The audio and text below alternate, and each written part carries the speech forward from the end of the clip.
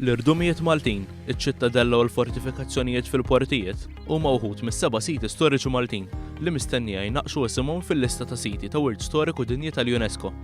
Ftehim bejn l-Università ta' Malta u l-Gvern ser wassal biex jiġu utilizzati r-riżorsi taż-żewġ partijiet biex jiskatta l-proċess sabiex pajjiżna jpoġġu quddiem il-UNESCO dawn is-siti storiċi li jvarjaw minn siti kulturali bħal fortifikazzjonijiet għal siti ta' wirt naturali bħal irdumijiet li jdawru l-kosta ta' pajjiżna.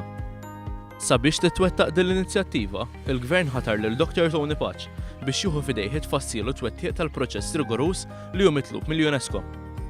Għal 28 sena sħaħ, Patch okkupa diversi karigi relatati mal-wirt storiku ta' pajjiżna, tant li dan l-aħħar okkupa l-karigi ta' Superintendent tal-Patrimonju Kulturali.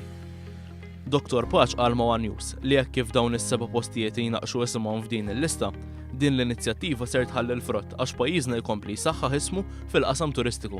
Spill-off ta' din l-inizjattiva hija pożittiva ħafna għax l-ewwel nett hemm il-prinċipju tal-preservazzjoni. Spill-off ieħor pożittiv huwa il-profile internazzjonali li tieħu Malta. U dana il-profile jista' jitħaddem mhux biss għat-turiżmu għax Malta tkun qiegħda fuq il-mappa fuq il-ċirkwit turistiku imma anki għall-business. L-unika darba li Malta poġġiet isimha fil-lista tal-UNESCO kien fl-1980 meta ġew rikonoxxuti bħala Wirt Storiku Dinji il-Belt Valletta, it-tempji megalitiċi u li poġġew ta' Ħalsaflieni.